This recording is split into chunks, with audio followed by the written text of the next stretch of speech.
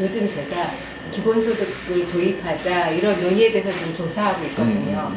그러니 대부분 사람들이 국가나 지방자치단체로부터 이 받는 돈, 기본 생활에 충족하는 최소한의 액수를 받는 그런 제도를 말을 하는 거예요. 근데 이게 그렇게 되면 점점 국가가 커지고 정치가들이 이렇게 자기 세력을 키우는데 이게 쓰일 수 있는 거잖아요. 근데 앞으로의 복지 제도는 그 기업이 중심이 돼서, 재단이 중심이 돼서 그 사람들이 어떤 이 사회에서 자기 역할을 하면서 어떻게 운영이 돼야 된다라고 저는 그렇게 스승님 법문을 들을 때 그런 식으로 상상이 되고 있었거든요. 이 기본소득 논의에 대해서 스승님께 좀 더 여쭤볼 기회가 있으면 좋겠다라고 생각을 했었는데 오늘 그거 풀어야죠. 기본소득을 뭐를 이야기하느냐면 내가 필요한 경제력을 어느 정도 되는 거는 기본적으로 우리가 다 같이 쓰자라는 거잖아요. 그거를 그렇게 하면 안 돼요. 왜 안 되냐? 차등이 둘 수밖에 없는 것이 어떤 사람은 놀고 있고 놀면서도 소득이 들어온다? 이건 자본주의에 안 맞는 짓을 하는 거예요. 공산주의를 하더라도 다 같이 일하고 다 같이 잘 먹자라는 얘기를 하는 거거든. 다 같이 잘 살자. 근데 공산주의에서 일을 안 하고 돈 내놓으라 하면 안 줘요. 쌀 달라 하면 안 줘. 일을 하고 그 쌀을 주는 거죠. 요렇게 하듯이, 그러면 모든 이 인간은 내가 할 일을 하면서 발전을 해야 되는 거죠. 그럼 일을 안 하면 어떻게 되냐? 만일에 정부에서 일을 안 할 때 관리를 좀 해주려 그러면 돈을 아주 작게 줘야 돼요. 얼마? 30%. 30% 주면은 사람은 내가 70%까지는 내가 써야지만 기본소득이 돼요. 70%까지 내한테 어떤 환경이 돼줘야지 잘 살지는 못해도 기본은 산단 말이죠. 그럼 70%를 내가 살 수 있게끔 정부에서 다 재준다? 일 아무것도 안 해요. 그러면 이 세상이 마비가 돼요. 그러면 30%는 정부가 조금 어떻게 해줄 수 있다. 노는 사람들. 하지만 30% 갖고 삶을 사는 데는 엄청나게 힘들어요. 그러면 이 40%를 내가 벌기 위해 갖고 나서야 되거든요. 나서는 거는 왜 사회에 나서게 되느냐면 사회 공부하라고 나서는 거예요. 내가 일하고 돈 벌려고 나서는 게 아니고 참여를 하게 하는 거죠. 사회 참여를 함으로써 내가 생각과 질이 자꾸 성장하거든요. 그러기 위해서 사회에 어떤 활동도 하게 만드는 거예요. 그럼 활동을 안 하면 저 사람은 활동을 하기 위해서 조금 나은 경제를 주면 안 돼요. 사람은 배고프고 힘들면 움직이게 돼 있어요. 그러면 너무 말도 듣게 돼 있다고. 하지만 내가 배가 안 고프게 해주면 너무 말을 안 들으려고 하는 게 또 인간이에요. 응? 내가 어려울 때는 너무 말을 들어야 잘 되게끔 돼 있어요. 인간은 그렇게 만들어 놨어요. 내가 너무 말을 안 들으면 내 삶이 어렵게끔 만들어 놓는다. 지금 이 자연에 하나님이 우리를 지구촌에 놔놓고 우리를 운용을 하는데 기본 운용이 있단 말이죠. 기본 운용, 뭐 기본 소득이 이러는데 기본적인 운영의 법칙이 있어요. 내가 사는데 힘들면 남의 말을 잘 들어라. 듣는 만큼 네 삶은 힘들어지지 않게끔 해준다. 그러면 내가 어려워도 좋습니다. 남의 말 안 들어도 된다. 이렇게 되는 거예요. 남의 말을 잘 들으면 잘 들을수록, 그래서 윗사람 말을 잘 들으면 자다가 또 떡이 생긴다는 거예요. 그게 속담이 나올 정도로. 그렇게 자꾸 사회적으로 이렇게 해서 정부에서 기본소득이 되게끔 해준다. 그건 절대 안 되는 짓이에요. 기본소득 자체가 내가 노력한 만큼 생기는 게 그게 기본소득이에요. 노력한 만큼. 또 어떤 질량으로 노력한 만큼 더 많은 이 경제를 줍니다. 그러면 이 경제를 갖고 더 큰 일을 할 수 있는 힘을 줬다라는 소리거든. 네 잘 먹고 잘 살으라고 준 게 아니고 이 사회에 더 질량 있는 활동을 할 수 있는 그런 에너지를 준 거예요. 근데 그만한 에너지를 줬는데 질량 있는 활동을 못해. 어느 시간 동안에 기다려주지만 그걸 갖고 그렇게 안 하고 잘 먹고 잘 사는 것처럼 하잖아요. 이 돈 다 뺏어버려요. 그게 신이 하시는 거예요. 응? 자연의 이치는 0.1mm도 틀리게 운용을 안 해요. 우리가 분별을 해갖고 잣대되는 게 틀리는 거지. 근데 기본소득 하면서 무슨 이제 없는 사람들도 뭐 해주자. 그거는 절대 안 되는 거예요. 지금까지의 논의는 이제 없는 사람들 이렇게 고도 성장을 하면서 실업자가 많이 생기니까 그들에게 돈을 주자는데 지금 시대는 AI라든가 로봇 산업이 이제 앞으로 발전하면은 모두가 일자리가 골고루 가지 않으니까 기본소득이 필연적으로 필요하다. 이런 논의 안에서 이렇게 얘기가 나왔는데 지금 스님께서 말씀하신 그 기본 원칙, 자기가 사회에 필요한 일을 할 때 어떻게 좀 그게 생겨야 되는 거죠. 이런 제도 시스템을 같이 구비해 가야 된다는 그렇죠. 거죠. 감사합니다. 그렇게 사회가 시스템을 만들어주기 위해서 노력을 해야 되고 연구를 해야 되는 거예요. 그리고 그런 일을 하면서 노력을 하는 사람을 돕는 것을 그거는 뒷바라지 하면서 지원하는 거죠. 세상을 위해서 사는데 지원을 안 하면 되느냐. 노력하는 사람은 뒷바라지 할 수 있어요.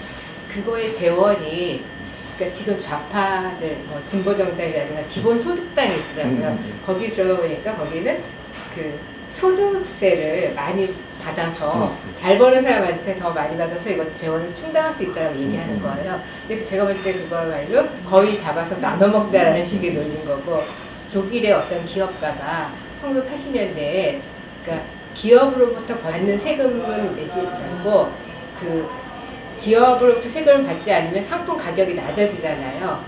그 대신에 소비세를 받자. 누구나 다 소비를 하니까 소비세를 받아서 그 소비세로 기본소득을 충당하자. 소비세로. 그러니까 사업하는 사람의 발상이었어요. 근데 그러면 앞으로의 시대에 이 재원의 운영이라든가 이거를 사회 시스템으로 만들어갈 때 그 국가 중심이 되느냐, 기업 중심이 되느냐, 아니면 소득세를 중심으로 하느냐, 소비세를 중심으로 하느냐, 아니면 어떤 재원이 필요하냐, 이것도 앞으로 연구가 되잖아요. 혹시 그거에 대해서도 뭔가 기본 방침이 있다? 교육도 지금 국민을 위해서 지금 교육제도가 있는 거잖아요. 네. 누구든지 교육받게 하려고 하는 노력. 이런 걸 하는 건데 지금 교육부터 딱 잡아야 돼. 교육을 어떻게 잡냐? 국가가 경영을 할 때가 있었어요. 그때는 기업이 다 성장하기 전이에요. 그럼 기업이 성장을 아직 하는 중이기 때문에 교육을 담당할 수가 없었어요.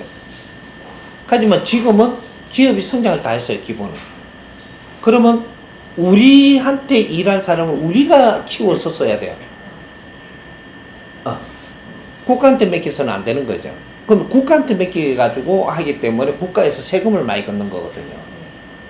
그러면 학교를 다니고 기본 교육을 받게 해가지고 기업에다가 이어줄 사람을 우리가 키우니까 돈을 많이 내놓으라는 거죠. 그렇게 해서 세금이 자꾸 늘어나고 있는 거예요. 그러면 국가가 지금 어떻게 해야 되냐? 국가는 작은 국가가 돼야 돼요. 국가는 작은 국가, 기업이 사회를 이끌고 가는 사회. 세금은요 30% 이상 걷으면 절대 안 되는 거예요. 세금은 30% 미만에 있어야 돼요. 그래서 30% 미만에서 돌아갈 때만이 그 국가를 잘 운영하는 거예요. 근데 30% 이상이 됐다라는 거는 사회가 할 일을 뺏어갖고 저가 하고 있다는 소리를 하는 거예요. 그러니까 돈이 많이 들죠. 많이 드는 걸 자꾸 내놓으라 하니까 기업하는 사람은 기업을 하기 싫은 거예요. 아무리 하면 뭐하노, 다 뺏어가지. 그러면 이걸 정리를 해주면 어떻게 되냐? 지금은 70% 교육은 전부 다 기업한테 다 내줘야 돼요. 교육을 기업에다 내주면 대학부터 기업에 내주고 고등학교, 중학교도 기업에 내줘야 돼요. 내주면 어떻게 해야 되냐? 거기는 이 교육이 발전해요. 국가가 운영을 하면 어떻게 되냐? 이 발전을 못 해요. 그럼 기업이 운영을 하면 교수들도 여기 지금 기업이 운영하는 교육에 들어가야 되는 거죠. 학교에 취직을 해야 되죠. 그럼 기업에서는 이 나태한 교수는 받아들이지를 않아요. 항상 노력하고 실력이 있는 사람들을 위주로 먼저 받아들이기 때문에 교수들이 절대 연구 안 하고 나태해질 수가 없어요. 이래갖고 이 기업이 운영을 하면 이 지금 교육이 발전을 합니다. 근데 정부에서 다 관리를 하니까 교육부라는 문교가 뭐 해놔놓고 엄청나게 그 안에 사람을 많이 데리고 있죠. 그럼 거기서 빨대 꽂고 먹고 살라고 하는 사람은 그 안에 있는 거예요. 연구 안 해도 되는데 뭐 그냥 껄쩍거리가 하나 내주면 되고 전부 다 저희끼리 다 짰어 벌써. 그렇게 국민의 세금은 그걸로 계속 내주고 교육은 발전이 멈추었어 지금. 이래갖고 나라가 발전을 못하는 거예요. 기업이 그렇게 해갖고 하면 어떻게 되냐. 여기서 발전하는 이 자료 있잖아요. 이것이 후진국에 쓰이고 또 다른 나라에 필요한 데 쓰여요 이게. 여기서 경제가 어마어마하게 들어올 수 있습니다. 교육 사업을 해야지. 이제 교육은 엄청난 경제가 일어나는 사업이에요 이게. 그래서 이게 기업에서 운영해야 됩니다. 그만큼 깨끗하고 인류에 덕되게 하면서 경제가 들어오는 게 없어요. 이게 교육이 발전을 못한다면 아주 질 높은 이 콘텐츠를 못 만들고 있다는 소리거든요. 인류는 교육이라는 걸 어떤 나라만 이렇게 할 수 있지. 인류는 기다리고 있어요. 우리한테 필요한 교육의 자료가 만들어져 갖고 우리한테 오기를 기다린다니까. 그런 나라가 수없이 많은데 그런데 우리가 이 콘텐츠를 보급해 줄 콘텐츠가 안 나오고 있는 겁니다. 그래 인류를 우리가 이끌어 가야 되는 게 선진국이거든요. 선진국은 교육이 어떻게 잘 되느냐가 선진국이 되는 거예요. 그 국민들의 질을 어떻게 향상시키느냐가 선진국이지 돈 많다고 선진국이야. 돈은 언제든지 없어질 수 있어요. 그런 거니까 대한민국이 그런 나라가 돼야 되는 거예요. 그래서 이 교육 분야를 잘 만져야 돼요 지금. 혁신이 일어나야 되는데 기업한테다가 전부 다 기업이 할 수 있는 건 다 가져가라 그래요. 그렇게 해갖고 우리 정부에서 운영하는 교육을 축소해야 돼요. 사교육이 그만큼 늘어나야 된다. 그렇게 해야 되고 공기업도 전부 다 사회에다 다 내줘야 돼요. 공기업을 사회에다 다 주면 국가에서 그만큼 세금 걷을 필요가 없어요. 공기업은 전부 다 100% 적자예요. 적자를 전부 다 메꾸고 있는 게 우리 세금 걷어가 메꾸고 있어요. 그 사회에다가 다 내줘야 돼요. 공기업은 발전을 못 해요. 사기업은 발전해요. 경쟁을 하면서. 그러니까 요거부터 뜯어 고쳐야 돼. 작은 점.